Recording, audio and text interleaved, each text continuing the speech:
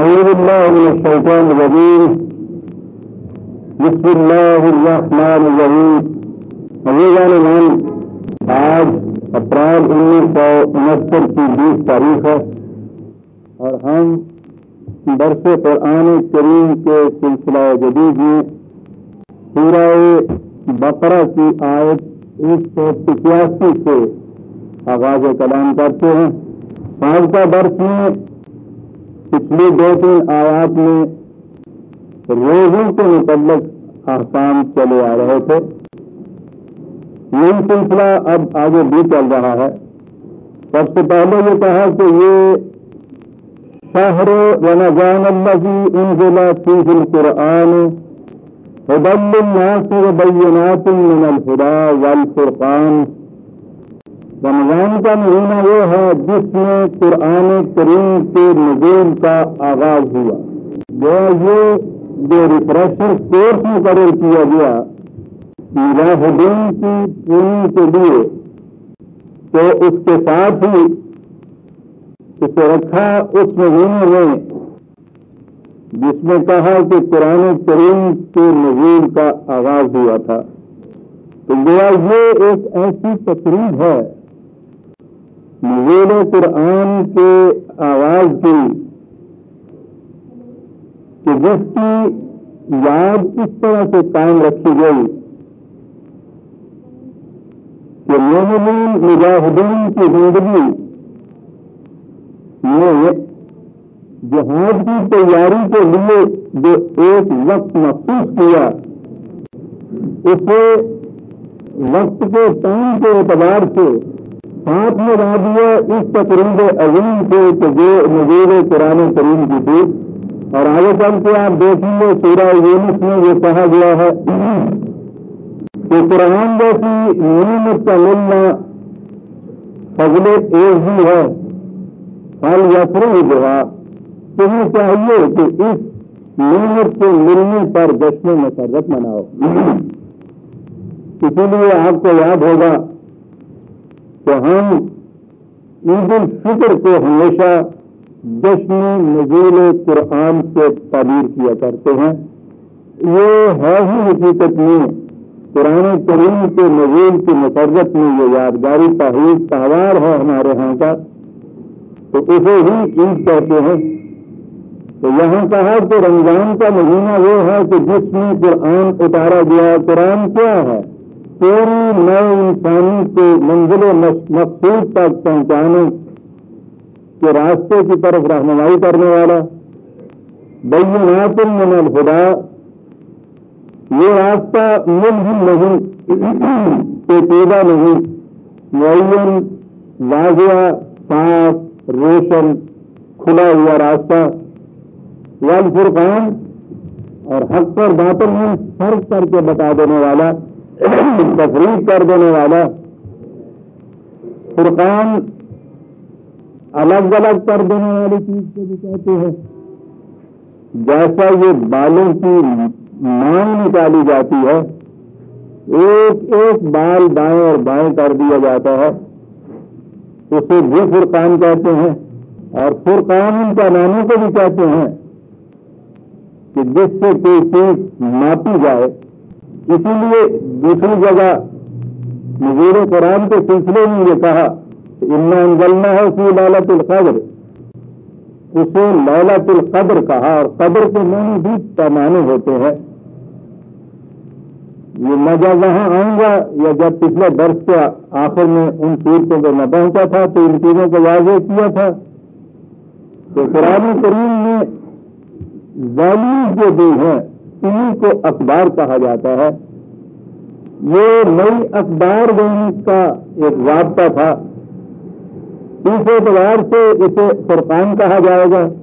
نئے پیمانے، جدید ویلیوز، آبجیکٹو اسٹینڈرڈ، صحیح اور غلط کے ماپنے کا، میئر کرنے کا ایک خارجی معیار.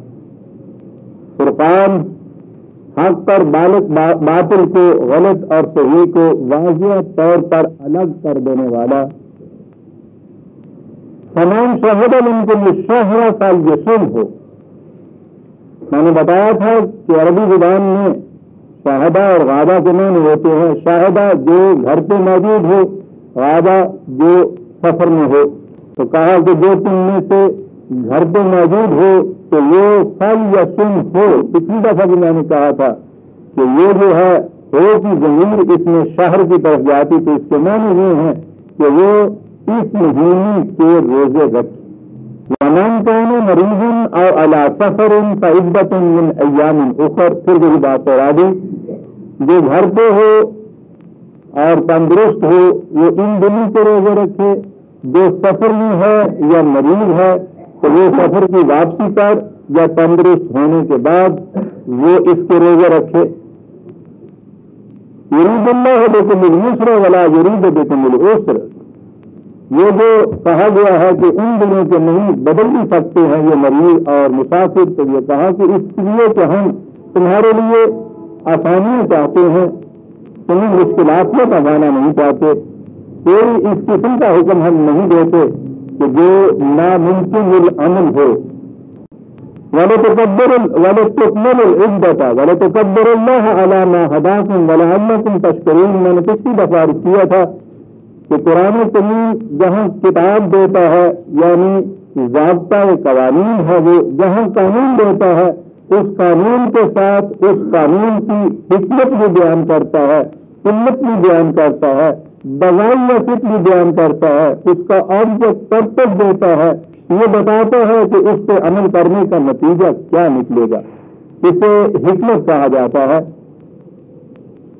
روزوں کے متعلق یہ کہا، میں نے پچھلی دفعہ بھی عرض کیا تھا کہ پہلے کہا تھا لعلکم تتقون، تاکہ تم میں قوانین خداوندی کی نگہداشت کرنے کی صلاحیت بیدار ہو جائے. وَلَتُكَبِّرُوا اللَّهَ عَلَى مَا هَدَاكُمْ. میں نے عرض کیا تھا کہ اس رہنمائی کی بنا پر جو ہم نے قرآن میں دی ہے، تم دنیا میں نظام خداوندی کو تمام نظام ہائے عالم پر غالب کر دو، اس کی کبریائی ہو جائے. لَيُظْهِرَهُ عَلَى الدِّينِ كُلِّهِ. دوسری جگہ کہا ہے قرآن میں کہ ہم نے تو یہ دین بھیجا اس لیے ہے تاکہ یہ تمام نظام ہائے عالم پر جو انسانوں کو وضع کردہ ہیں ان پر غالب آ کے رہے. یہی معنی ہے لِتُكَبِّرُوا اللَّهَ عَلَى مَا هَدَاكُمْ وَلَعَلَّكُمْ تَشْكُرُونَ، اور تاکہ تمہاری محنتیں بھرپور نتائج پیدا کر دے. تو یہاں سے ہمیں پتہ چل گیا کہ روزوں کا مقصود یہ ہے، اس سے اس امت کے اندر وہ صلاحیت پیدا ہو جائے گی کہ جس سے یہ خدا کے بتائے ہوئے نظام کو دنیا میں ظاہر ہی نہیں کریں گی، بلکہ دنیا میں انسانوں کے بنائے ہوئے تمام نظاموں پر اس کی کبریائی، اس کا غلبہ، اس کی بڑائی یہ ثابت کر کے بتا دیں گے، اور اس طرح سے ان کی محنتیں بھرپور نتائج پیدا کریں گے. اس کے بعد آیت آتی ہے درمیان میں وَإِذَا سَأَلَكَ عِبَادِي أَنِّي فَإِنِّي قَرِيبٌ. یہ آیت ایک بڑے اہم موضوع کی حامل ہے جسے دعا کہا جاتا ہے. اس سے آگے پھر روزے کے احکام کی مزید تفاصیر ہیں. میں رب کے مضمون کے اعتبار سے وہ جو احکام ہیں ان کو پہلے بیان کر دیتا ہوں، اور یہ درمیان کی آیت 186 جو ہے اسے بعد میں دوں گا، کیونکہ یہ میں سمجھتا ہوں کہ یہ شاید یہ پورا برسی اس کے اوپر ایک چاہیے ہمیں. اگلی آیت ہے 187. أُحِلَّ لَكُمْ لَيْلَةَ الصِّيَامِ الرَّفَثُ إِلَىٰ نِسَائِكُمْ هُنَّ لِبَاسٌ لَكُمْ وَأَنتُمْ لِبَاسٌ لَهُنَّ عَلِمَ اللَّهُ أَنَّكُمْ كُنتُمْ تَخْتَانُونَ أَنفُسَكُمْ فَتَابَ عَلَيْكُمْ وَعَفَا عَنكُمْ فَالْآنَ بَاشِرُوهُنَّ وَابْتَغُوا مَا كَتَبَ اللَّهُ لَكُمْ وَكُلُوا وَاشْرَبُوا حتى يتبين لكم الخيط الأبيض من الخيط الأسود من الفجر ثم أتموا الصيام إلى الليل ولا تباشروهن وأنتم عاكفون في المساجد تلك حدود الله فلا تقربوها كذلك يبين الله آياته للناس لعلهم يتقون. دن کے وقت یہ کہا کہ کھانا پینا ممنوع. اس کے ساتھ ہی یہ خیال پیدا ہوتا تھا کہ جس طرح خانقاہیت کی زندگی میں بیوی سے جنسی اختلاط اس کو کچھ قابل نفرت کی شے قرار دیا جاتا تھا. تمام مذاہب عالم میں آپ دیکھیے، اور مذاہب کیا کہنا ہے، جہاں مذہب آپ کہہ دیں گے تو وہ دین سے خود متمیز ہو جائے گا. مذہب کی دنیا میں یہ جنسی اختلاط ہی نہیں بلکہ خود عورت کا وجود نہایت گھناؤنا اور قابل نفرت مانا جاتا تھا. یہ دین کی خصوصیت ہے کہ اس میں مرد اور عورت دونوں کو انسان قرار دیا، یکساں واجب التکریم. اور جنسی اختلاط کے جو افزائش نسل کا فطری ذریعہ ہے اسے کہیں قابل نفرت یا گھناؤنا نہیں قرار دیا، بلکہ وہ تو فطرت کے ایک مقصد کی تکمیل کا ذریعہ ہے. اس لیے قرآن نے یہ کہا ہے کہ یہ نہ لگ، یہ گھر کی زندگی، بال بچوں کی زندگی، میاں بیوی کی زندگی، یہ بڑی خوشنما چیز ہے، مزین ہے، جاذب توجہ ہے، یہ قابل نفرت سے نہیں ہے. تو کہا کہ تمہارے دل میں یہ شاید خیال پیدا ہو خانقاہیت کی زندگی یا مذاہب، دوسرے مذاہب کی روش کو دیکھ کر کہ روزوں میں بھی شاید کیفیت یہ ہو کہ یہ جنسی اختلاط جو ہے یہ بھی ممنوع ہے. کہا کہ نہیں، روزوں کی راتوں میں یہ چیز ممنوع نہیں ہے. میاں بیوی کا تعلق یہاں وہ ایک چیز سے ہی ہے. ہننا لباس لکم وانتم لباس لہن. چلتے چلتے بھی قرآن ایک بات بیان کر جاتا ہے تو ایسی گہری اور رسولی ہوتی ہے. تو اس میں آپ دیکھیے میاں بیوی کے تعلق کو کیسے حسین انداز میں تشبیہی رنگ میں بیان کیا ہے. جسم اور لباس کا تعلق، ان کے مابین کسی قسم کا کوئی ایسا راز نہیں جو مخفی رہے. ایسی یگانگت، ایسی ہم آہنگی کہ اگر ان دونوں کے درمیان کوئی ذرا سی چیز آ جائے، بنیاد پانی ہوئی ہو اور اس میں چھوٹا سا بال کے ہی اندر آ جائے تو آپ دیکھیے کہ وہ چین سے نہیں بیٹھنے دیتا آپ کو، اس لیے کہ لباس اور بدن کے درمیان ایک تیسری چیز آ گئی ہے. میاں اور بیوی کا رشتہ ہی ایسا ہے، اس قدر قریب ہونے کا رشتہ کہ ان کے درمیان کوئی تیسری چیز نہیں آنی چاہیے.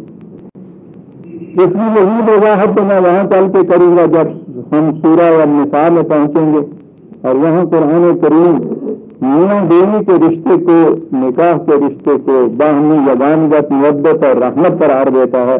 وہاں میں عرض کروں گا کہ ان آیات کا مفہوم کیا ہے. یہاں تو یہ ضمن بات آ گئی ہے.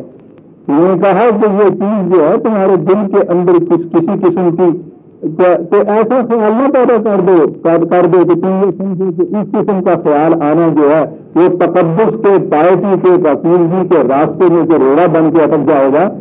دل ہے، خانقاہیت نہیں ہے، اس میں یہ چیزیں قابل نفرت نہیں ہیں. اس لیے رمضان کی راتیں جو ہیں ان کو روز میں روزہ نہیں ہوتا، ان میں ان تمام چیزوں کی اجازت ہے.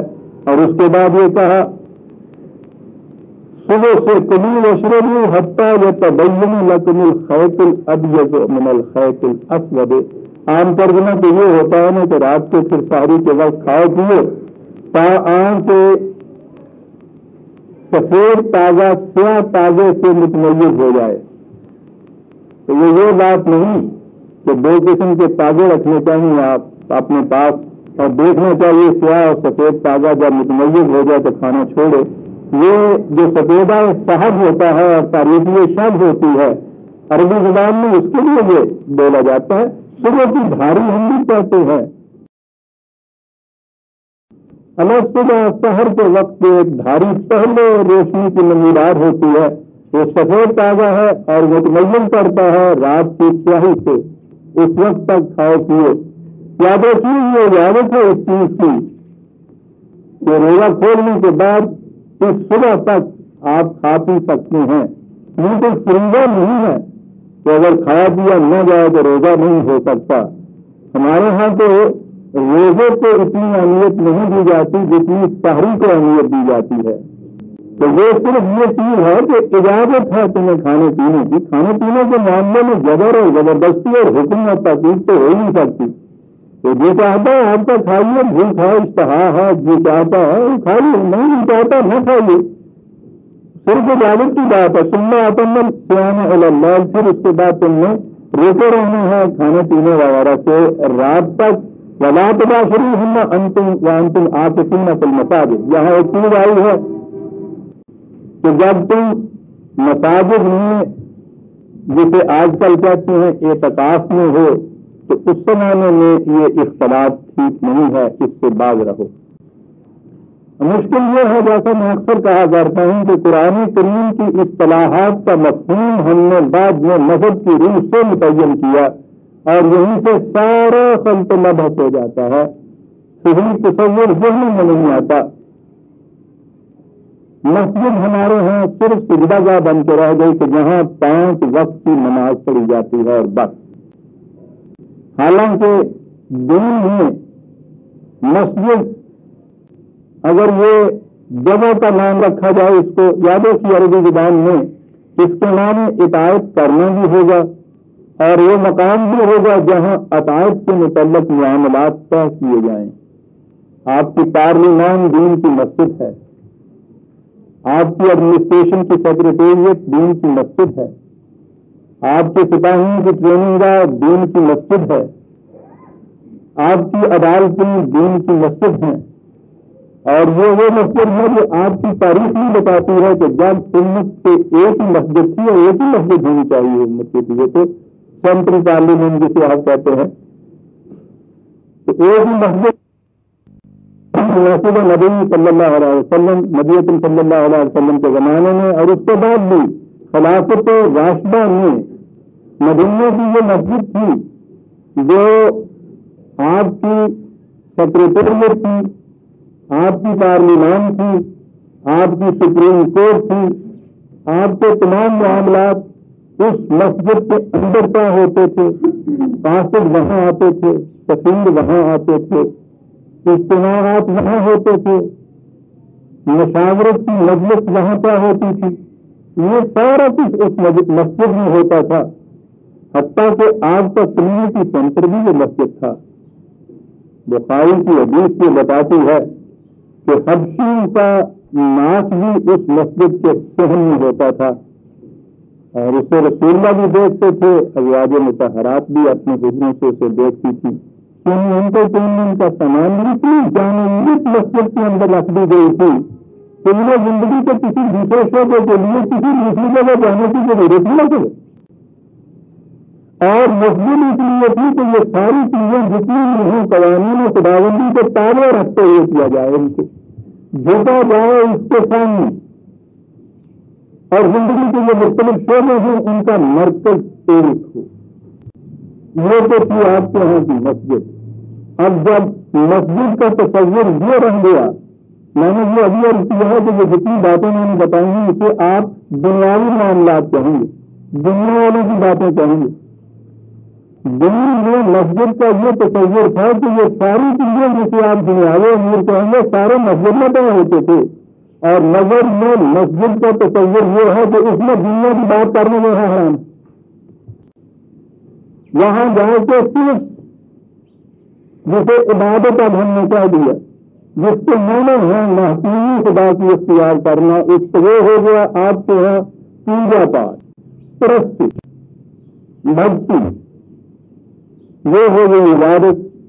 مسجد ہو گئی صرف نماز پڑھنے کے لیے، لاکھوں روپئے لگا کے آپ ایک عمارت بناتے ہیں، اس کا مصرف صرف یہ ہوتا ہے کہ صبح کو وہاں آپ نے 2 رکعتیں پڑھی، فرائض کی یا 4 پڑھی، صبح سے ظہر تک کا درمیان کا وقت اس میں آپ کو چوکیدار رکھنا پڑتا ہے کہ کتا وتا نہ آ جائے، بیکار پڑی ہوئی، پھر وہاں جائے 10-15 منٹ کے لیے ایک نماز، پھر وہ درمیان کا عرصہ بیکار پڑی۔ اتنی بڑی عمارتیں آپ کی، اور اگر یہ کنسپٹ ہوئی ہے تو کم از کم پاکستان میں کوئی 80,000 یا 1 لاکھ کے قریب یہ مساجد، ان میں کام صرف یہ کہ آپ نے وہاں 5 وقت کے جمع ہو کے صرف وہاں نماز پڑھنی، باقی وہ بالکل بیکار پڑی ہوئی، بلکہ ان کی حفاظت کے لیے آپ کو کچھ خرچ کرنا پڑتا ہے، آدمی مقرر کرنے پڑتے ہیں، ان جھاڑ اور قانون اور قالین اور کانسٹن دریا یا کانسٹن سفیں یہ سب کچھ مسجد کے دروازے پہ چوکیدار کھڑا ہے کہ اندر کوئی نہ ہے. محلے کے بچے بیچارے آوارہ پھر رہے ہیں کہ انہیں پڑھنے کے لیے کوئی جگہ نہیں مل رہی. لاکھوں کروڑوں کی تعداد میں آپ کے بچے محض اس لیے جاہل رہ رہے ہیں, جاہل نہیں رہ رہے, بالکل آوارہ پھرتے ہیں کہ پرائمری اسکولوں کے لیے آپ کے ہاں جگہ کوئی نہیں ہے. کیسا یہ انتظام تھا کہ آپ کے یہاں مکان بھی موجود, صبح کی نماز کے بعد ظہر کا وقت یہی درمیان کا وقت اسکول کا ٹائم دیتا ہے اور ایڈجسٹ کیا جا سکتا ہے اس درمیان میں, یہی وہ بچے نماز بھی پڑھ سکتے ہیں. نماز کے بعد بیکار رکھا ہوا یہ آپ کے یہاں کا انعام, یہ بھی ان 5 وقتوں میں اتنے وقت کے اندر آ کے اس میں آپ کی نماز پڑھائی, اس کے بعد یہ بھی بیکار, مؤذن بیکار, خانقاہ کے لیے چوکیدار رکھا ہوا, اسٹیبلشمنٹ بھی آپ کے پاس موجود ہے, عمارت بھی آپ کے پاس موجود ہے, مدد درمیان میں آ کے حائل ہو رہے ہیں. اس سے نہ آپ اس سے فائدہ اٹھاتے ہیں, بچے آپ کے الگ آوارہ اور جاہل رہ جاتے ہیں, خوش ہو جاتے ہیں کہ ہم اسلام کا سکون کھانے ہوئے ہیں.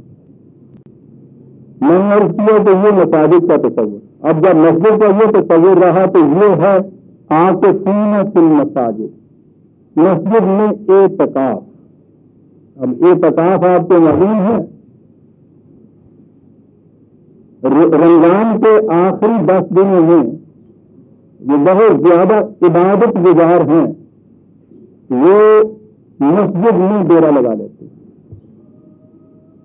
سوائے حواج ضروریہ سے وہ مسجد سے باہر نہیں نکلتے, مسجد کے ایک دیشے میں بیٹھے ہیں.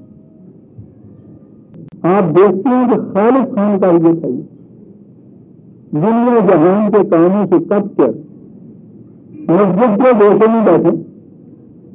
اب ظاہر ہے کہ اس بیٹھے میں کریں گے کیا, عبادت کر رہے ہیں, بیٹھے بیٹھے تسبیح چھوڑ رہے ہیں, تھک جاتے ہیں تو پھر اٹھ کے نفل پڑھنے لگ جاتے ہیں, اس سے اٹھاتے ہیں پھر بیٹھ کے وظیفے میں چلے جاتے ہیں. صبح پڑھنے شام کا لانا ہے جوش نہیں کا, یہ اعتکاف اس کا نام رکھ لیا گیا. دین سے پوچھئے کہ یہ چیز کیا آتا تھا, این کاف سے آگے تم حسب کرنے والا, اس سے لفظی معلوم ہے یہ بالی میں اس طرح سے کنڈی کرنے کے لیے بالکل صاف ستھرے ہموار ہو جائیں, مشکل معاملات کو اس طرح سے حل کرنا کہ وہ ساری الجھن دور ہو جائے, بگڑے ہوئے کاموں کو سنوارنا, اور اس سنوارنے کے لیے چونکہ خاص طور پر توجہ دینے کی تمام توانائیاں مرتب کرنے کی ضرورت تھی. یہ قانون میں سے اس چیز کے کہ ان مقاصد کے لیے اس طرح سے کہیں جم کے بیٹھ جانا کہ توجہ دوسری طرف کہیں منتقل ہو نہ پائے, اسے کہتے تھے اعتکاف. اس ٹریننگ کے مہینے میں ایک تو انہوں نے پروگرام دیا جنرل, اور اس کے بعد کئی اہم معاملات تھے کہ جن کو سلجھانے کے لیے باہمی مشاورت کی ضرورت تھی. یہ انٹینسو ٹریننگ اختیار کریے. ہر ٹریننگ کے اندر یہ 2 سیکشن ہوتے ہیں, سپاہیوں کی ٹریننگ الگ ہوگی, جرنیلوں کو الگ بیٹھنا پڑے گا. تو کہا کہ یہ تو عام ٹریننگ والے لوگ ہوں گے, اور ان میں سے یہ لوگ جو ارباب حل و عقل ہوں گے, ذمہ دار لوگ ہوں گے, ان کے لیے یہ ضروری ہوگا کہ وہ الگ بیٹھ کر پوری اپنی کنسنٹریشن سے توجہ کی ان لیے ہوئے معاملات جو امت کے ہیں ان کو سلجھانے کے لیے سوچے, غور و فکر کریں, تدبیریں کریں. کہاں مساجد میں, یہی آپ کے لیے جو مراکز ہیں اسے کہتے تھے اعتکاف. وہ تھا اس پروگرام کا ایک انٹینسو حصہ. وہ تو ایکسپینسو ہے پروگرام سب کے لیے. یہ اس میں ارتکام جسے کہتے ہیں یہ اس کا یہ حصہ تھا جسے اعتکاف کہتے ہیں کہ اعتکاف میں بیٹھنے والے البتہ یہ کہا کہ ان کو تو اس کی فرصت ہی نہیں ہوگی کہ وہ گھروں کو جائیں یا ان معاملات کے اندر دلچسپیاں لیں. وہ لوگ تو دن بھر ان سپاہیوں کے ساتھ رہیں, اس کے بعد یا فرصت کا وقت رات کو ملا ہے تو رات کو بیٹھ کے ان مشاورت کے معاملات, ان تمام اہم معاملات کے لیے باہمی مشاورت, اس طرح سے یہ پورے مہینے کا پروگرام دیا گیا. عوام کے لیے بھی, ارباب فکر و نظر کے لیے بھی. یہ ہے عاکفین فی المساجد, اور یہی چیز حج میں بھی آئے گی. وہاں عاکفین کہا گیا ہے. روزانہ سورہ حج میں آؤں گا تو وہاں عرض کروں گا کہ طائفین اور عاکفین جو قرآن نے کہا ہے اس سے مفہوم کیا ہے. یہاں صرف اتنی سی چیز سمجھ لینی چاہیے کہ وہ ہے دین میں اعتکاف جسے کہتے ہیں, اور وہ ہے اعتکاف جو نظر میں آ جاتا ہے, جس میں وہ خانقاہیت کا جو جذبہ تھا وہ تو گڑگڑاہٹ پیدا کر رہا تھا نا ان کے دلوں میں, جو وہاں سے نئے نئے مسلمان ہو کے آئے تھے. تو اب اگر اس قسم کی خانقاہیت نہیں تو بہرحال چاہیے رمضان کے مہینے میں مسجد کے ایک گوشے میں 10 دن کے لیے بیٹھ کے چاہیے چوریاں جانا ہو رہا تو یہ نہیں جانا ہے. ان کا حدود اللہ فلا تقربوها, کیا بات قرآن کی کہہ جاتا ہے. میں نے کہا ہے میں مثال جو میں دیا کرتا ہوں, دین کے اصول فٹ بال کے گراؤنڈ کے حدود ہیں, باہر باؤنڈری لائن, کچھ اندر تھوڑے سے حدود لائنیں کھینچی ہیں. ان سے کہا یہ جاتا ہے کہ یہ جو لائنیں کھینچی ہوئی ہیں یاد رکھو ان سے تجاوز نہیں کرنا, ان سے پانی میں آگے پڑے. یہاں سے یہ تجاوز ہوا ان حدود کا تو وہ انہوں نے کہہ دیا خلاف قانون دیا ہے. حدود کے اندر رہتے ہوئے ہر ٹیم کو اجازت ہے کہ گیند کو گول میں لے جانے کے لیے باہمی تعاون سے ہر ممکن کوشش کریں, اور اس کوشش کرنے میں ان کی پوری آزادی ہوگی بشرطے کہ وہ ان حدود سے تجاوز نہ کریں. قرآن نے کہا ہے کہ یہ حدود ہیں جو ہم نے کھینچی ہیں, اور تاکید کی صورت یہ کہ اس میں شبہ نہیں, طلاقات ابوہا بھی کہا ہے قرآن میں کہ ٹرانسگریس نہ کرو, ان حدود کا تجاوز نہ کرو, لیکن تاکید یہ کی ہے کہ حدود سے قریب بھی نہ جاؤ, ذرا ہٹتے رہو. اس لیے کہ قریب جانے سے تو ہو سکتا ہے نا کہ ذرا جوش آیا آدمی ایک قدم اور آگے بڑھ گیا, غیر شعوری طور پر بڑھ گیا تو تجاوز ہو گیا. تو تاکید کی یہ چیز قرآن میں طلاق تقرب نہیں کہا کہ ذرا ان حدود سے ہٹتے رہا کرو, تاکہ کسی طرح غیر شعوری طور پر بھی تمہارا قدم ان حدود سے آگے نہ پھام جائے. طلاق تقرب ہوا کہ جانے کا یبین اللہ آیاتہ للناس لعلہم یتقون. اس طرح سے ہم اپنے احکام کو واضح کر دیتے ہیں لوگوں کے لیے تاکہ وہ ان کی نگہداشت کر سکیں. احکام جب دیے جائیں تو ان کو بڑا واضح طور پہ دیا جانا چاہیے, مجبور نہ رہے کسی طرح سے بھی, وہ معین ہو جائیں, متعین ہو جائیں, واضح اور روشن ہو جائیں. تو یہاں ہمارے ساتھ کہا یہ جاتا ہے کہ سب قرآن مجمل کتاب ہے صاحب, تفصیل نہیں, مبہم کتاب ہے صاحب, وضاحت نہیں ہے صاحب, غیر معین بھی اس میں دی ہوئی ہے, متعین کچھ نہیں ہے اس کے اندر. وہ اپنے سمجھنے کے لیے 18 علوم کا محتاج ہے. وہ اپنے آپ کو نور کہتا ہے, روشنی کہتا ہے, سورج کہتا ہے. وہ سورج کو جملے سے ڈھونڈتے پھرتے ہیں. کہتا ہے ہم اس طرح سے اپنے قوانین کو واضح کر دیتے ہیں تاکہ تمہیں قوانین کی نگہداشت کرنے میں کسی قسم کی دشواری نہ ہو, کوئی ابہام نہ ہو, کوئی الجھن نہ ہو. یہ خدا کا دعویٰ ہے کتاب بنانے والوں کا. وہ کہتے ہیں معاذ اللہ آپ کیا سمجھ سکتے ہیں اس کو, بڑی مشکل کتاب صاحب, بڑی مجمل کتاب صاحب, اس کے لیے ہوگا. یعنی اگر کوئی اس کو نام بیان کرنے کی کوشش کرے کسی سے تو یہ کہتے ہیں کہ سر دیکھیے تو ان کی جو بات ہو گئی, خدا کی کتاب اور انسان اس کے لیے کہتا ہے کہ ہم اس کو سمجھ سمجھا سکتے. تجالو کا یبین اللہ, روزے کے حکام ختم ہوئے. بظاہر کہا یہی گیا ہے کہ عام دنوں میں جو چیزیں تمہارے لیے جائز ہیں, حلال ہیں, طیب ہیں, کچھ دن وہ ہیں کہ جن میں یہ چیزیں بھی اپنے اوپر تم ناجائز اور حرام قرار دیں گے. ان سے بھی رکو. کتنی بڑی چیز ہے یہ. تو کیا یہ صرف کھانے پینے کی چیز تھی؟ رکوع ختم کیا ہے جہاں، آیات یہاں ختم کی ہے، احکام ختم کیے ہیں، آخر میں ایک آیت دی ہے عزیزان من اسی ضمن ولا تاکلوا اموالکم بینکم بالباطل. کہا کہ سوچو کہ جب تمہیں ٹریننگ یہ دی گئی ہے کہ جو چیز حلال و طیب ہے عام حالات میں اس کو بھی ان دنوں نہیں کھانا، تو مقصد اس سے یہ ہے کہ ناجائز دولت کبھی کسی طرح سے مت بناؤ. یاد رکھو. اب دیکھو گے کہاں لے گیا قرآن. ایک ہی آدمی دولت کمانا میرا نہیں ہے. جیسے رمضان کے علاوہ اور دنوں میں کھانا پینا بالکل جائز ہے، لیکن ناجائز طریقے کے اوپر یہ حاصل کرنا.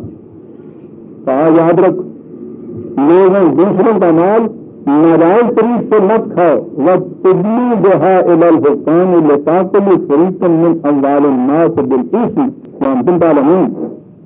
کہا دو طریقے ہیں. ایک تو یہ ہے کہ خود ہی دوسرے کا مال کسی طرح سے ناجائز طریقے سے کھا جاؤ، پھر دور پڑ جاؤ. اور اس کے لیے دوسرا طریقہ اور ہے کہ حکام کو جا کے رشوت دو اور پھر ان کے ساتھ مل کے دوسرے کا مال کھا جاؤ. کیا بات ہے قرآن. دنیا بھی یہ سمجھ میں آ گیا. خود فریب دو کہ دوسرے کے لیے کچھ نہیں کرو، اور یہ چیز کہ تم حکام کو اپنے ساتھ ملا لو مال دو کر رشوت کے ذریعے سے تاکہ دوسروں کا مال حرام طریقے سے کھا جاؤ. تم کہا سمجھو کہ یہ روزے میں جو تم پہ سیلف امپوزڈ ریسٹرکشن لگائی گئی تھی کہ خود اپنے اوپر آپ پابندیاں عائد کرو، ان پابندیوں سے مفہوم یہی نہیں تھا کہ ان 10 دنوں میں یا ایک مہینے کے اندر دن بھر میں کھانا پینا بند کر دو اور وہ سارے دن کی کثر شام کو اور سحری کے وقت نکال دو. مقصد یہ نہیں ہے. صرف مقصد یہ ہے کہ تم اپنے جذبات کے اوپر ایسا کنٹرول رکھو کہ جس چیز کو ناجائز کہا گیا ہے اسے ہر حال میں ناجائز سمجھو اور اس کے قریب بھی نہ جاؤ. یہ تھے برادران عزیز روزوں کے متعلق قرآن کریم کے احکام. اور یہ احکام ایک ہی والا قرآن میں دیے ہیں. نہایت وضاحت سے جزیات تک ان کی بھی قرآن نے بیان کر دی. میں نے عرض کیا تھا کہ درمیان میں ایک آیت آتی ہے بڑی اہم آیت. اب میں اس کو لیتا ہوں. آیت ہے 186. وَإِذَا سَأَلَكَ عِبَادِي عَنِّي فَإِنِّي قَرِيبٌ أُجِيبُ دَعْوَةَ الدَّاعِ إِذَا دَعَانِ فَلْيَسْتَجِيبُوا لِي وَلْيُؤْمِنُوا بِي لَعَلَّهُمْ يَرْشُدُونَ. روزے کی پابندیوں کے ساتھ ذہن میں یہ خیال آ سکتا تھا کہ جیسا کہ خانقاہیت میں کہا جاتا ہے کہ نفس کشی کے لیے کھانا پینا سونا آسائشیں آرائشیں یہ تمام چیزیں اپنے پر حرام کر دی جائیں تاکہ اس سے انسان خدا کا مقرب بن جائے، اس کا قرب حاصل ہو جائے. دنیا میں قرب خداوندی کے لیے یہ اس قسم کی رعایتیں مشقتیں بڑی ضروری قرار دی گئی. کہا کہ تمہارے ذہن میں بھی یہ بات آ سکتی ہے کہ شاید اس طرح سے خدا کا قرب حاصل کیا جائے. کہا کہ ان لوگوں سے کہہ دو کہ خدا کہیں دور نہیں ہے کہ اس کا قرب حاصل کرنے کے لیے تمہیں یہ کچھ کرنا پڑے. جب میرے بندے تو اس سے میرے متعلق پوچھیں تو کہو انی قریب، میں تو پہلے ان سے قریب ہوں. میں حبل الغریب کہا دوسری جگہ شاہراز سے بھی زیادہ قریب ہوا معاکم اینما کنتم. تم جہاں بھی ہو وہ تمہارے ساتھ ہوتا ہے. پانی میں تو فصلنا مت بھولنا، جدھر بھی لگائے اٹھاؤ گے خدا کو موجود پاؤ گے. تو کہا جس خدا کے قریب ہونے کی یہ کیفیت ہے اس کا قرب حاصل کرنے کے لیے تم یہ سمجھو کہ یہ ریاستیں یہ مشقتیں اس لیے تھیں، یہ بات نہیں ہے. ہم ہر انسان کے قریب ہیں. تو بات ہے عجیب دعوت الداعِ اذا دعان. میں جواب دیتا ہوں ہر پکارنے والے کی پکار کا. اب یہ جہاں جو لفظ آئے ہیں آپ دیکھیں گے دعوت الداعِ اذا دعان یہ وہی ہے جہاں سے دعا کا لفظ آپ کے ہاں آیا. اور یہ ہے وہ اہمیت جس کے لیے میں نے عرض کیا تھا کہ یہ تو ایک مستقل موضوع ہے. یہ عجیب اتفاق ہے کہ پچھلے سال جب ہم نے اس درس نو کا آغاز کیا ہے مارچ میں، تو آج تو 20 تاریخ اپریل کی 28 تاریخ اپریل کی پچھلے سال جو تھی اس میں بھی یہی موضوع سامنے آیا تھا. ایاک نستعین جب آیا ہے سورہ فاتحہ میں، تو میں نے اس وقت بھی دعا کے متعلق تفصیل سے عرض کیا تھا. بات سال بھر کی ہو گئی. جو عذاب اس وقت موجود تھے شاید ان کے ذہن میں بھی اس کے نقوش اتنے ابھرے ہوئے نہ ہوں گے، اور بہت سے عذاب کے بعد میں شریک ہوئے. اس لیے میں اس تفصیل میں تو نہیں جاؤں گا جو اس زمانے میں میں گیا تھا، لیکن اس کے متعلق بتانے کی ضرورت ضرور ہے. یہاں کہا یہ گیا ہے اپنی زبان میں، اگر یہ ہم کہیں عجیب دعوت الداعی اذا دعان، جب بھی کوئی دعا کرتا ہے تو میں اس کی دعا کو قبول کرتا ہوں. یہ ہے عام ترجمہ میں کیا جاتا ہے، اور یہ چیز واقعہ کے خلاف ہے. ہر دعا کرنے والے کی دعا تو قبول ہوتی نہیں، ہو سکتی نہیں. آپ یہ کہیں گے کہ یہ کیا کہہ دیا ہو سکتی نہیں ہے، بات تو صاف ہے. یاد اور بکر کا مقدمہ پیش ہے ہائی کورٹ میں. یاد خدا سے دعا کرتا ہے کہ میرے ہاتھ میں فیصلہ ہو جائے، اور بکر دعا کرتا ہے کہ میرے ہاتھ میں فیصلہ ہو جائے. کیا یہ دونوں کی دعا قبول ہو سکتی ہے؟ اس کی دعا قبول ہوگی. تم کوئی نہ کہتا کہ میں 100 نفر سیکھنا ہی ہوگا، دعا کرنا 1000 سیکھنا، وہ کہنا 15 روپئے میں آج دیں گے، وہ کہنا 500 روپئے دیں گے. یہ تو بڑی مدد لگتی ہے. اس کی دعا قبول ہوگی. جو زیادہ بڑھ کے لگی دے گا معاذ اللہ.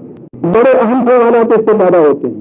ان دونوں میں سے ایک تو وہ ہے نا جو حق تو نہیں اس مقدمے میں، کہ یہ کچھ کرنے سے، دعا مانگنے سے، الہا ازاری سے، دل گڑانے سے، رونے سے، نظر و منت ماننے سے، نفل سکھن نال، کیا اس کے حق میں خدا فیصلہ کرا دے گا؟ اگر یہ ہوا تو پھر تو عجیب قسم کا خدا ہے. وہ شخص جو حق تو نہیں ہے وہ اس کے حق میں فیصلہ کرا دیتا ہے. میں اس لیے کہ اس نے ذرا دل گڑا کے اس سے التجا کی تھی، خدا عدل بھی رہا.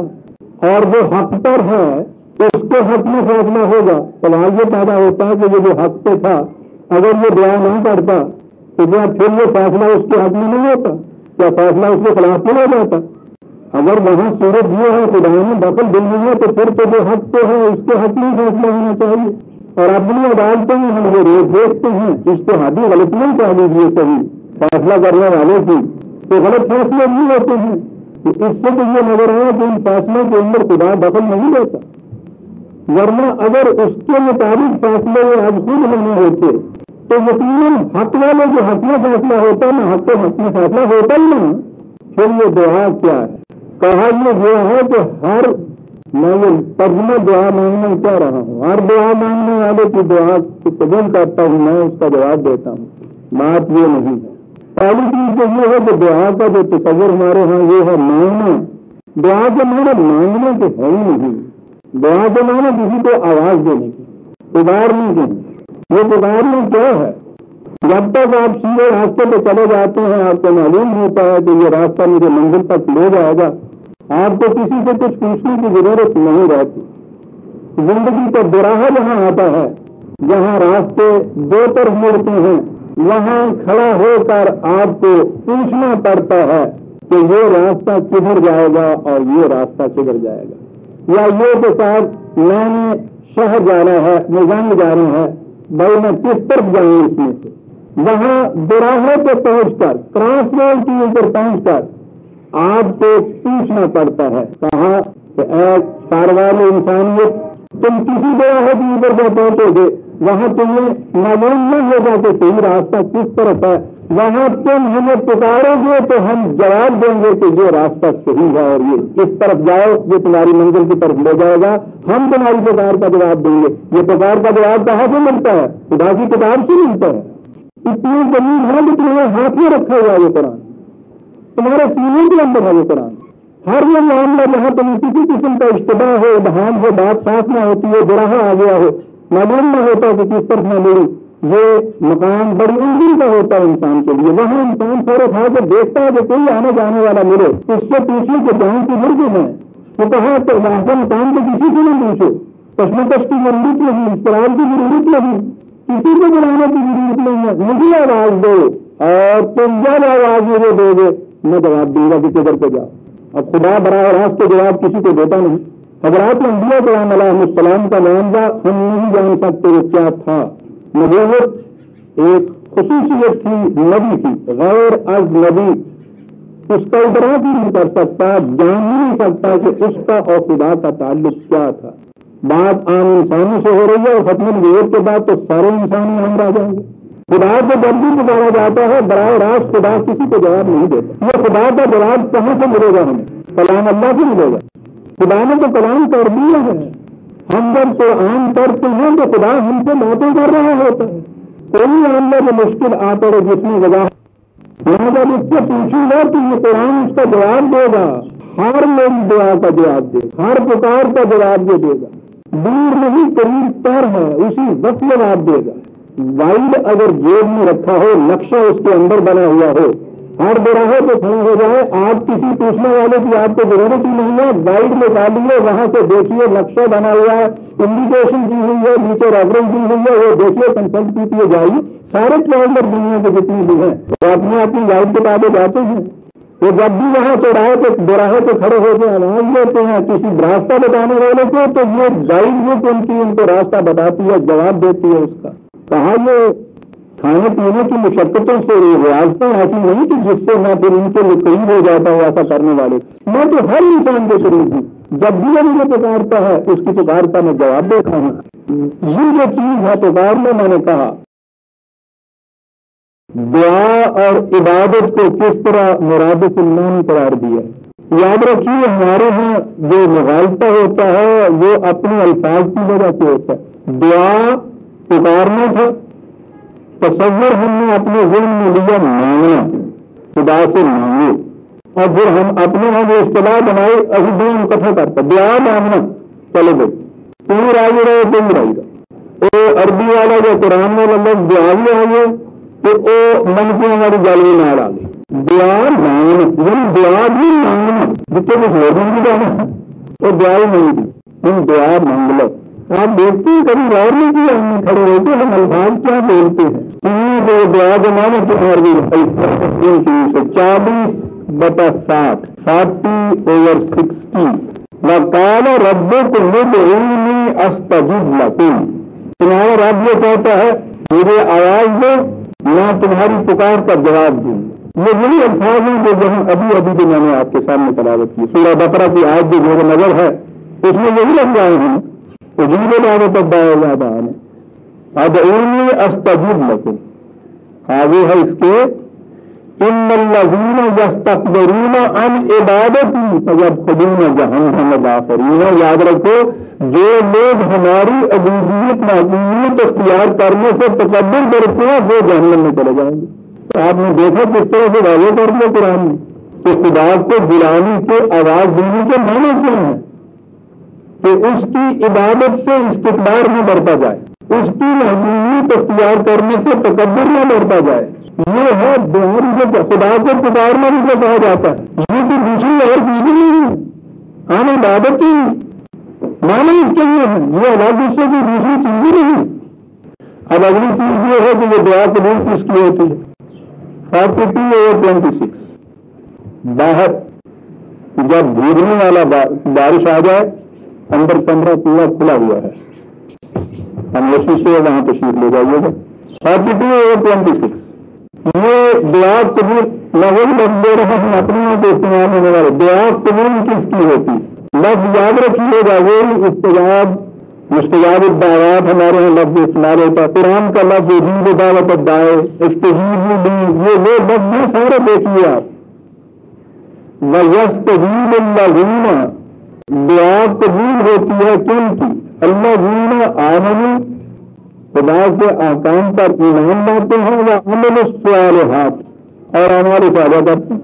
یہ یستجیب کا لفظ نہیں ہے, تو یہ بات کیا ہوئی یہی معنی ہمارے سے حل ہے. ایمان و اعمال صالحہ کا نتیجہ ہے دعا کی قبولیت جو کیا کہتے ہیں۔ ایمان و اعمال صالحہ سے ہوتا کیا ہے؟ انسان کے کاموں کے نتائج خدا کے قوانین کے مطابق مرتب ہو جاتے ہیں، اسے بھی حصول مقصد کہتے ہیں، اسے بھی دعا کا قبول ہونا کہتے ہیں۔ خود قرآن نے یہ بتا دیا وہاں پہلی چیز کہ دعا عبادت سے مرادف ہے، دوسری جگہ بتا دیا کہ دعا کا قبول ہونا جو ہے ایمان اور اعمال صالحہ کا لازمی نتیجہ ہے۔ اگر صرف دعا مانگی جائے وہ جیسے ہم یہ کچھ کرتے ہیں اور یہ اعمال صالح نہیں ہیں، اس کا نتیجہ کیا ہوتا ہے؟ 3/193 نہیں 13/14-15 لہو دعوت الحق، سچی پکار یاد رکھیے صرف خدا کے لیے ہونی چاہیے، ہر الجھے ہوئے معاملے کا حل اس کے ہاں سے تلاش کرنا چاہیے۔ والذین یدعون من دونہ لا یستجیبون لہم بشیء، اس کے علاوہ جہاں سے تم کسی چیز کا جواب مانگتے ہو، ایمان اور اعمال صالحہ کے بغیر جب تم صرف دعائیں مانگ کر اپنا مقصد حاصل کرنا چاہتے ہو، بیٹھے ہیں اور دعائیں مانگ رہے ہیں، سنیے عزیزان قرآن ہے کیا کہتا ہے۔ دعا اور اس کے ساتھ یہ کیفیت یہ بالکل فطری سی ہو گئی ہے انسان کی، یہ دعا کے لیے اصل میں نہیں تھا۔ ہر مانگنے والا جو ہے وہ ہمیشہ ہاتھ پھیلاتا ہے، اور یہ تو محاورے ہیں کسی کے آگے ہاتھ پھیلانا، مانگنے کے ساتھ غیر شعوری طور پر ہاتھ بڑھ جاتا ہے اور اس کی تصویر بھی یہ ہوتی ہے کیونکہ وہ کچھ لینا چاہتا ہے، زیادہ تعظیم کی صورت ہوتی ہے تو دونوں ہاتھ اس کے سامنے بڑھ جاتے ہیں، یہ کیفیت ہوتی ہے۔ قرآن کہتا ہے کہ محض مانگنے کسی سے اپنے اعمال صالحہ کے نتائج نہیں ملنا، بلکہ اس طرح سے ہاتھ اٹھا کے دوسرے سے مانگنا، توجہ میری طرف رکھیے عزیزان، محض ہاتھ اٹھا کے کھڑے ہو جانا اور مانگنا، کہا ان کی مثال یہ ہے تباسط تفاہ الی الماء لیبلغ فاہ وماہ ببالغہ، کہا اس کی مثال یہ ہے کہ دریا کے کنارے پہ کھڑا ہو کے اور ہاتھ پھیلائے ہوئے ہو کے ایسا ہوتا ہے کہ آ جا پانی آ جا پانی آ جا پانی، کہتا ہے قرآن پوچھے اس سے آ جا پانی، ہاتھ پھیلائے ہوئے کھڑا۔ میں نے کہا ایسا گرافک نقشہ کھینچتا ہے، دریا کے کنارے ہاتھ پھیلائے ہوئے کھڑا ہے اور گزار رہا ہے آ جا پانی، وہاں پوچھے اس سے کہ آئے گا پانی۔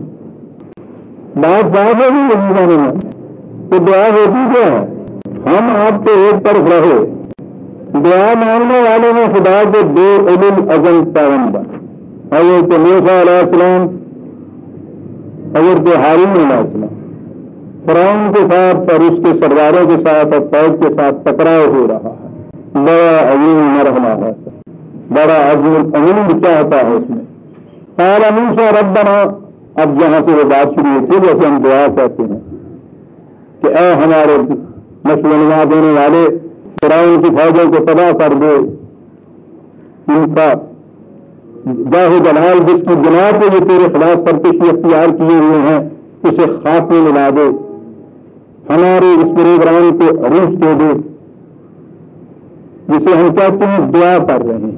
قال قد اجیبت دعوتکما، خدا نے کہا کہ ہاں دونوں بھائیوں ہم نے تمہاری دعا قبول کر لی۔ خدا کے دو کیلنڈر ماننے والے خدا براہ راست جواب دینے والا ہے، اور اس جواب میں خدا نہیں ہو سکتا، کیلنڈر کو تو خدا نہیں ہو سکتا کہ خدا کا جواب ہے، خدا نے تصدیق کر دی۔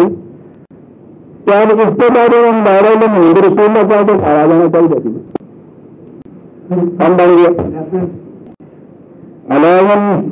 1188-89 10 میں تھا 88 یہی ان کا یہ تھا اس کے بعد اس سے زیادہ حتمی یقینی کی اور کیا ہو سکتی ہے کہ خدا براہ راست نہیں بتاتا ہے کہ کا دعا قبول ہو گئی، لیکن فکرہ پورا نہیں ہوا۔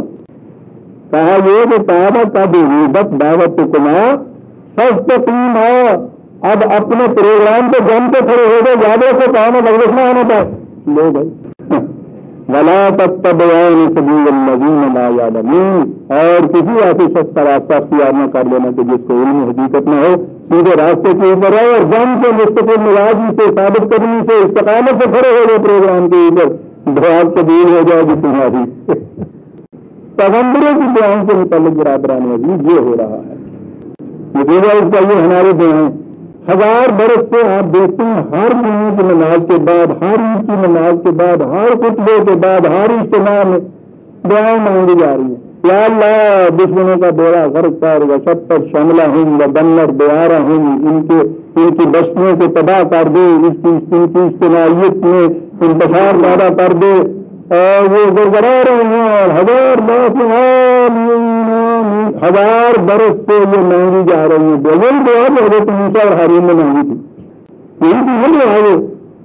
اس دعا کے بعد اسے انہیں کچھ کہا گیا، انہوں نے کیا تو وہ ہو کر رہا سامنے، چند دنوں میں انہوں نے اپنی آنکھوں سے دیکھ لیا کہ ان کی بستیاں بھی مسمار ہو گئی، ان کی شان فخر بھی ساتھ میں مل گئی، ان کا نظام کو کبریائی بھی حاصل ہو گئی، جہاں 1000 برس سے وہی دعا ہم مانگ رہے ہیں ہو کیا رہا ہے۔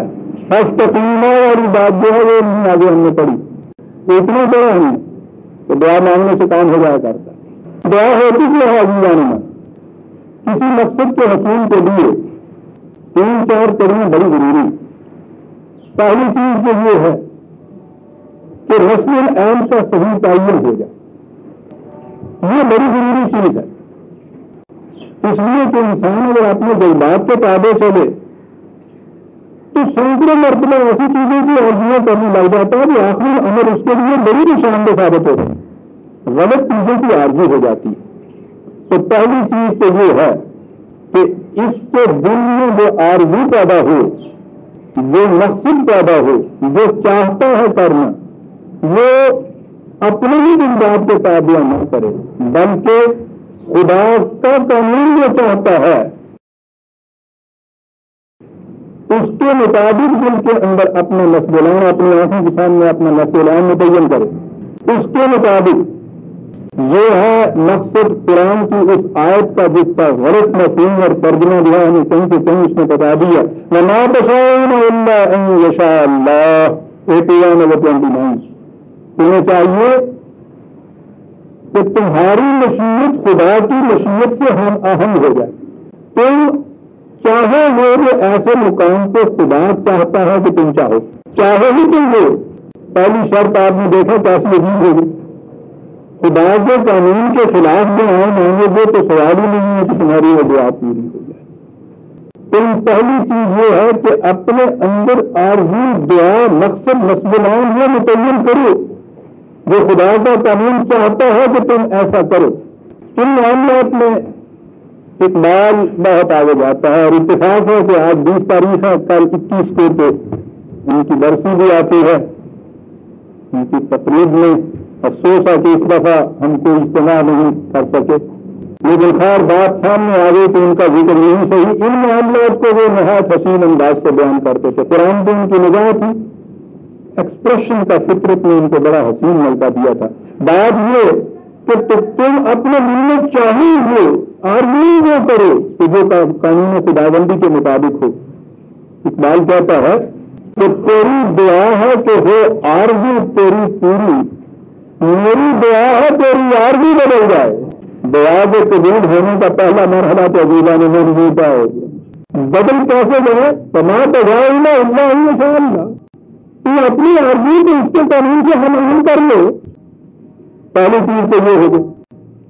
دوسری چیز یہ کہ یہ تو صرف آرزو بیدار کی ہے، آرزو میں شدت پیدا کر، صحیح بات صحیح مقصد اس کو حاصل کرنا ہے، اس کے حصول کے لیے اپنے دل کے اندر اس آرزو کو شدید کرتے چلے جاؤ۔ آپ دیکھیں گے جتنی آرزو شدید ہوتی چلی جائے گی آپ کی، اتنی ہی آپ کے اندر اس کے حصول کے لیے خاص قسم کی توانائیاں مدار ہوتی چلی جائیں گی، ہمتیں بڑھتی چلی جائیں گی، عزم بلند ہوتے چلے جائیں گے۔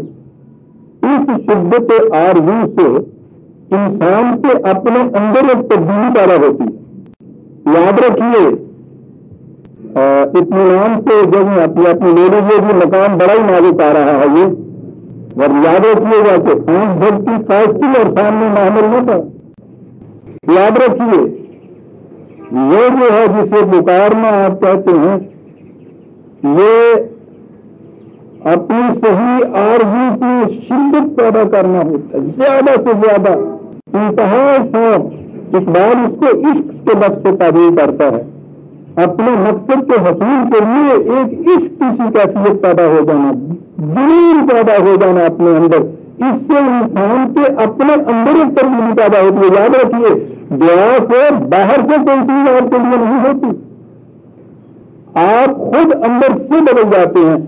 اگلا شعر اقبال ہی کا اس کے لیے کہ تیری دعا سے قضا تو بدل نہیں سکتی، خدا کا قانون نہیں بدلا کرتا تیری دعا، تیری دعا سے قضا تو بدل نہیں سکتی، مگر ہے اس سے یہ ممکن کہ تو بدل جائے، اور بات ساری تو بدل جانے سے ہے، باہر کی ساری دنیا اس کے بدلنے سے بدل جاتی ہے۔ نواب سمجھا کہ دنیا کچھ نہیں، دنیا میرا دل ہے، بدل جانے سے اس کے رنگ ہر ایک چیز کا بدلا، نگاہ میں تبدیلی پیدا کیجیے، نفسیاتی تغیر پیدا اپنے اندر کیجیے۔ اور انہیں کریم دیکھیے سورہ انفال کے اندر کیا کہا اس میں، تو یاد رکھیے کسی قوم کی حالت میں کوئی تبدیلی نہیں آ سکتی طاقت سے کہ اس قوم کے اندر نفسیاتی تبدیلی پیدا نہ ہو جائے۔ ان اللہ لا یغیر ما بقوم حتی یغیروا ما بانفسہم، قوم اپنے اندر نفسیاتی تبدیلی پیدا کرے تو باہر کے خارجی حالات و کیفیات بدلتے ہیں، اس کے بغیر نہیں بدل سکتے۔ اور یہ جو ذہنیت اور نفسیات میں تبدیلی ہے اس کو ایمان کہتے ہیں عزیزان مان۔ ایمان صرف ذہنیت کو بدلنے کا نام ہے عزیزان مان، یہ نہیں کسی چیز کو ہم نے کہہ دیا آمنت باللہ وملائکتہ، بالکل نہیں۔ اقدار بدل جاتی ہیں، ویلیوز بدل جاتی ہیں، ذہنیت بدل جاتی ہے، نفسیاتی کیفیت بدل جاتی ہے انسان کی، اسے ایمان کہا جاتا ہے۔ تو دوسری چیز یہ ہوئی کہ اس شدت آرزو سے انسان کے اپنے اندر ایک تبدیلی پیدا ہو جاتی ہے، اور اس تبدیلی سے اس کے اندر کی جو ریگولر قوتیں ہوتی ہیں، چھپی ہوئی صلاحیتیں ہوتی ہیں، ان کی لیٹنٹ توانائیاں جو اس کے اندر ہوتی ہیں، پوٹینشیلٹیز جسے آپ کہتے ہیں، وہ ایکچوئلائز ہو جاتی ہیں، ابھر کے اوپر آ جاتی ہیں۔ کبھی انتہائی خطرے کے وقت آپ دیکھیے کاٹنے والا کتا کہیں بھونکے اور آپ کے پیچھے لپکے تو آپ دیکھیے جس تیزی سے آپ بھاگتے ہیں اس کے بعد آپ خود حیران ہو رہے ہوتے ہیں کہ یہ تیزی کہاں سے آئی ہے، یہ کیا ہے؟ خطرے کے احساس میں آپ کے اندر اس سے حفاظت کی آرزو میں شدت پیدا کی، شدت آرزو سے یہ آپ کی بڑی قوتیں چرا کے کہیں رکھی ہوئی، آپ نے چھپا کے کہیں رکھی ہوئی، اب خود نمود میں آ گئی ہے، اس تیزی سے کار فرما ہوئی کہ عام حالات میں آپ ان کا تصور بھی نہیں کر سکتے تھے۔ یہ اگلی چیز پیدا ہوئی ہے عزیزان مان کی، یہ جو شدت سے یہ آرزو پیدا ہوتی ہے، اس سے میں نے کہا کہ یہ چھپی ہوئی قوتیں باہر آتی ہیں۔ ارضوں کی اس میں نے بار بار کہا کرتا ہوں، شاید ہر درس میں دوہرایا کرتا ہوں کہ ان کی خصوصیت یہ تھی کہ زبان انہوں نے ایک ایسی بنائی، پتہ نہیں کیا کون تھی یہ صاحب، کہاں تک ان کی نگاہیں پہنچی ہوئی تھی۔ دعا کا لفظ جو ہے اس سے انہوں نے ایک چیز تھی، اب دائیت ایک لفظ کے ہاں، یہ کیا چیز تھی؟ آپ گائے یا بھینس کا دودھ دیں، ایسے جانور بھی ہوتے ہیں جن کا دودھ چڑھا گئی، دودھ ہوتا ہے اسے وہ چڑھا جاتی۔ اب ایسے جانور کے لیے یہ کیا کرتے تھے کہ جو دودھ آ رہا ہوتا تھا نا اس میں سے بھی کچھ حصہ یہ دہنے سے نکالنے کی بجائے اس کو وہیں چھوڑ دیتے تھے۔ اب یہ جو دودھ تھا یہ تو وہاں سے اس کے چشمے سے نکل کے آگے ہوا ہوتا تھا، آگے اس کا اپنا تقاضا ہوتا تھا کہ اس دودھ کو وہ باہر نکالے، لیکن نکلتا تو جب تھا کہ اس کو دبا کے باہر نہیں نکالا جائے، اسے وہ کرنا چھوڑ دیا انہوں نے۔ تو اب یہ فطرت کا تقاضا یہ ہو جاتا تھا کہ وہ پیچھے سے جو دودھ ہے وہ آگے بڑھے اور وہ اس دودھ کو نکلے تاکہ یہ خود دودھ نکلے، اور جب وہ آگے بڑھے تو خود آگے نا اپنی جگہ سے آگے یہ جو اتنے سے دودھ چھوڑ دیتے تھے تاکہ اس کی وجہ سے چھپایا ہوا دودھ آگے آگے اسے اب دائیا کہتے تھے۔ اللہ کیا کون تھی ایسے محرکات جو چھوٹی ہوئی توانائیوں کو کھینچ کے باہر بھیجا اور یہاں سے لفظ دعا ہے ان کے ہاں کا. اب آپ سوچ لیجیے کہ دعا کہتے کس سے اس کو. اب شدت یار یہ بھی آ گئی, چھوٹی ہوئی توانائیوں بھی باہر آ گئی, اور اس کے بعد تو جو ہماری قدم تو خود اٹھے گا.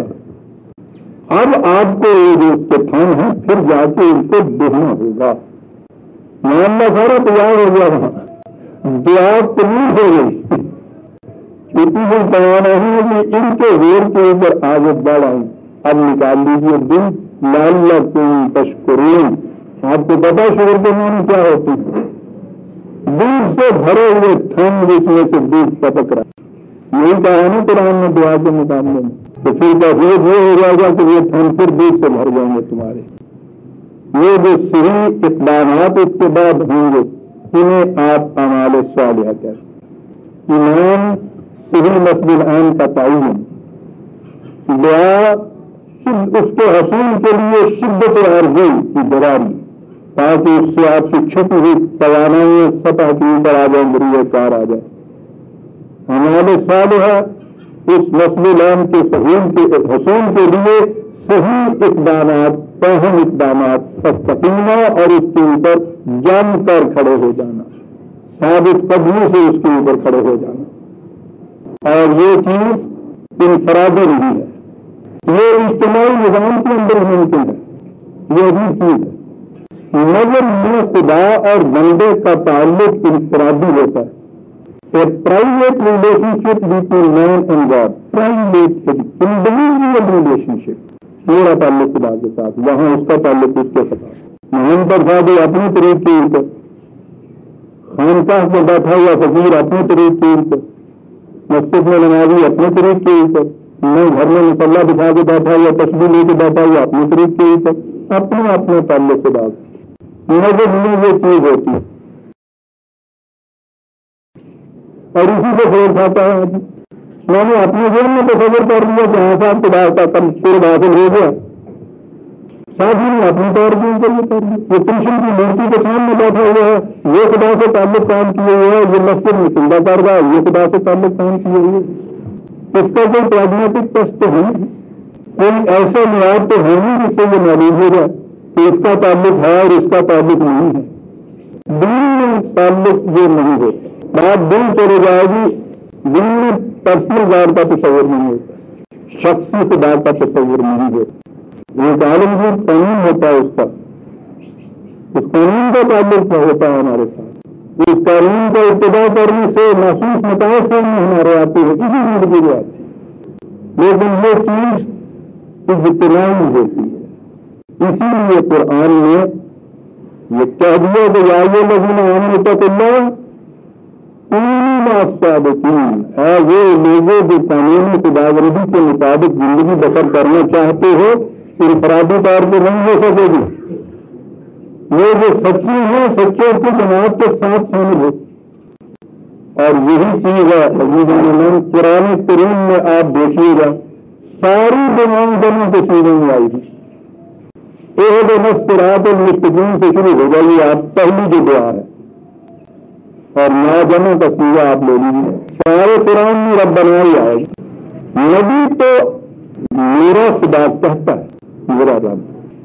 مومنین کے لیے ہر جگہ ربنا قرآن نے کہا.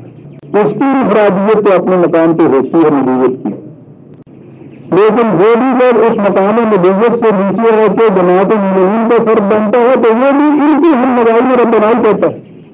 کیونکہ وہ انا افضل المسلمین کہتا ہے اپنے آپ کو اس وقت کہ میں اس جماعت مسلمین کا سب سے سینٹر ممبر ہوں. قرآن کریم نے اسی لیے دعا کے لیے جمع کے سیگے ہر جگہ دیے. اجتماعی نظام میں دین پر عمل ہو سکتا ہے انفرادی طور پر. اجتماعی نظام بروئے کار آ سکتا ہے اپنی آزاد مملکت کے اندر, محکومیت میں نہیں. اپنی مملکت کے معنی یہ نہیں ہے کہ آپ مردم شماری کے رجسٹر میں مسلمان نام رکھائیں تو آپ کی مملکت میں خدائی مملکت بن جائے, بلکہ وہ مملکت جس میں خدا کے قوانین کو عملاً نافذ اور رائج کیا جا سکے. اور اس کے نتائج اسی زندگی کے اندر، اسی دنیا کے اندر محسوس شکل میں سامنے آ جاتے ہیں، عالمگیر فلاح و بہبود انسانیت کی شکل میں. اور مرنے کے بعد پھر یہ قوم جو ہے، یہ افراد جو ہیں، زندگی کی اگلی ارتقائی منازل طے کرنے کے قابل ہو جاتے ہیں. پکار ان کی ہوتی ہے زندگی کے ہر براہے پر، جہاں فیصلہ کرنا ہو کہ ہمیں کس طرف قدم اٹھانا چاہیے، رخ کرنا چاہیے، زندگی کے اس براہے پر کھڑے ہو کر قانون خداوندی کو آواز دینا. اور چونکہ اس نے یہ کہا ہے کہ تمت کلمۃ رب کا صدق و عدل، ہم نے مکمل ضابطہ حیات دیا ہے، یہ ضابطہ حیات آپ کی ہر پکار کا جواب دے گا. انسانیت کی اجتماعی زندگی کے تمام معاملات جتنے بھی ہیں ان کے لیے قرآن کریم گائیڈنس اور ہدایت دیتا ہے.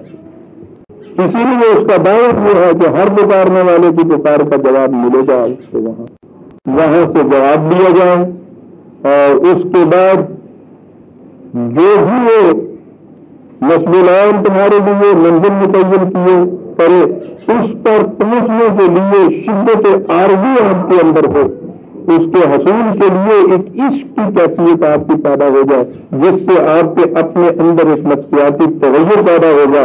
اجتماعی طور پہ آپ کو یہ قدم اٹھانا ہوگا اور محسوس طور پر منزل آپ کے سامنے آ جائے گی. یہ ہے عزیزان نام کہ قرآن کریم نے یہ کہا تھا کہ اذا سألك عبادی انی فإنی قریب اجیب دعوت الداع اذا دعان. یہاں تک یہ بات ہے، اور اس کے بعد فَلْيَسْتَجِيبُوا لِي، ان سے کہو کہ اپنی دعائیں مقبول کرانا چاہتے ہیں تو اس کا طریقہ یہ ہے کہ یہ دیکھیے عجیب چیز، یہاں یہ کہا تھا کہ جو پکارنے والے کی پکار کا جواب دیتا. فَلْيَسْتَجِيبُوا لِي کہا میری پکار کا تم جواب دو. کیا الفاظ کا پکار دو، اپنی پکار کا ہم سے جواب لینا چاہتے ہو، اس کا طریقہ یہ ہے کہ ہماری پکار کا تم جواب ہاتھ دو، بات دو، اس کو تو فائدہ نظر آتا ہے. سادی گل کسی میں جادو گل ابھی میں خدا سے اپنی بات منوانے کے لیے عزیزان سب سے پہلے خدا کی بات خود ماننی چاہیے، اور پھر جب خدا کی بات مان لی جائے تو وہ اگلی بات ہے، وہ تو پھر کہیں کسی یاد آتی ہے کہ خدا سے وہ بات منوانے کی بات ہے. اس کی بات مانی جائے تو اپنی بات تو پھر خود ہی مانی جاتی ہے، وہ اس کے اندر ہوتی ہے. آپ نے لوگا کہ وہ کس طرح سے مستجاب دعوات بنتا ہے، دعا کی عبادت کیسے ہوتی ہے، یہاں کیسے مقبول ہوتی ہے. دو لفظوں کے اندر عجیب دعوت الداع اذا دعان دیتا ہوں جو آپ ہاتھ پکارنے والے کا، بشرطے کے فَلْيَسْتَجِيبُوا لِي، یہ میری پکار کا جواب دے دے. بات تھوڑا گہری سی ہے، فلسفیانہ بات ہے. نام قیامت سے داؤ قیامت سے آئی، بڑی سی بات ہے. میں کہنے کے لیے کسی کو تو کہنا پڑتا ہے، اس کے مقابلے میں یہ اپنے آپ جو ہے اس کا اس بات کر سکتا ہے. دوسرے وقت میں میں کروں گا کہ یہ بات کیا کہا قرآن نے بات یہ کہی ہے کہ اپنی بات منوانا چاہتے ہو، دوسرے کی بات مانو، اور دوسرا خدا کے سوا کوئی نہیں ہے، اس کی مانو تمہاری مانی جائے گی. اسی کو دعوت الداع اذا دعان دیتا ہوں جواب ہر پکارنے والے کا. فَلْيَسْتَجِيبُوا لِي، ان سے کہو میری پکار کا جواب دے. تم خدا سے اپنی پکار کا جواب لینا چاہتے ہو، وہ تم سے اپنی پکار کا جواب لینا چاہتا ہے. کس طرح سے؟ یہ نہیں ہمارے ان قوانین کی صداقتوں کے اوپر یقین کرو. تم نے جواب دیا، کہا کے لیے ہمارا کچھ ہوگا، تم پکارو ہم جواب دیں گے، ہم پکارو تم جواب دو. کہا کے لیے لعلہم یرشدون، تاکہ زندگی کے صحیح راستے کے اوپر چل نکلے. مرشد کی تلاش ہوتی ہے نا آپ کو، یہی لفظ ہے یرشدون جہاں سے مرشد نکلا ہے، صاحب ارشاد، رشد دینے والا. یہ ہے طریقہ اس کا جو قرآن نے بتایا. ہم ان سب چیزوں کو چھوڑ کر پہلے تو ایک مرشد کی تلاش میں نکلتے ہیں، پھر وہاں پہنچنے کے بعد یہ نہیں کہ اپنی آرزوؤں کو اپنے اعمال کو اس کے قوانین سے ہم آہنگ کریں، نہیں سر، بما سے زیادہ رنگی تم ضرب پیے ملائیں گے تو کہنا کہ مسلح اللہ سارا شراب دے لڑکے دیکھ دو کہ سالک بے خبر نہ لگا پھر جاؤ رکھنی منصل ہے کہیں تو کوئی پتا نہیں ہوگا کہ یہ جانتا ہے کہ رو کی پھرتی اندر مرشد کی تلاش ہے، یہ ہے تمہارے لیے مرشد۔ یہ چیز جو میں نے کہی ہے کہ قرآن نے یہ کہا ہے، یہ چیز اس میں خود یہ چیز کہی کہ رشد اور غی جو ہے قرآن کی روح سے واضح ہو چکے ہیں۔ اب تبین اور رشد میں نہ غی، قرآن میں یہی لفظ رشد ہے، آپ دیکھتے ہیں جو وہاں آتا ہے، اس کے معنی یہ ہوتے ہیں اپنے فکر کی روح سے جس رستے کی مکملیت یا جس کی حکمت کو اپنے فکر کی روح سے بھی پورا ہوتا ہے ہم دیکھ لیں، اس کو کہتے ہیں رشد۔ سننے رشد آپ دیکھتے ہیں کہتے ہیں اس کو جب اپنے فکر پختہ ہو جاتی ہے انسان کی، پتہ قرآن میں یہ چیز واضح ہو گئی ہے۔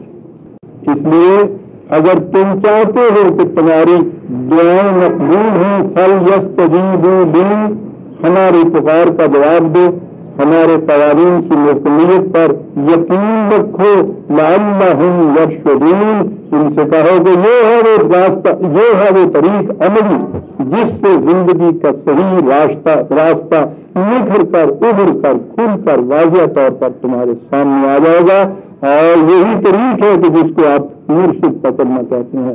خدا کے سوا کوئی دوسرا مرشد نہیں برادران عزیز، راستہ یہی راستہ صحیح ہے جو اس نے دکھا دیا ہے، اور وہ قرآن کی بسطین کے اندر محفوظ کر کے اس نے دکھا دیا۔ دعا مانگنا نہیں ہے بلکہ زندگی کے ہر براہر پہ کھڑے ہو کے جہاں آپ کو ذرا سا بھی اشتباہ گزرے تو صحیح اور غلط میں امتیاز نہیں ہو سکتا، وہاں پکارو خدا کے قانون کو، خدا کا قانون جو قرآن کے اندر محفوظ ہے آپ کی پکار کا جواب دے گا، اس کے مطابق آپ عمل کریں گے، آپ کی دعائیں قبول ہو جائیں گی۔ اس کے سوا نہ دعا کا کوئی مفہوم ہے، نہ اس کی قبولیت کا کوئی منطوق ہے قرآن کی روح سے۔ وقت ہو گیا عزیزان، سورہ بقرہ کی آیت 188 تک ہم آ گئے، 199 سے آئندہ ہم لیں گے۔ ربنا تقبل منا انک انت السمیع العلیم۔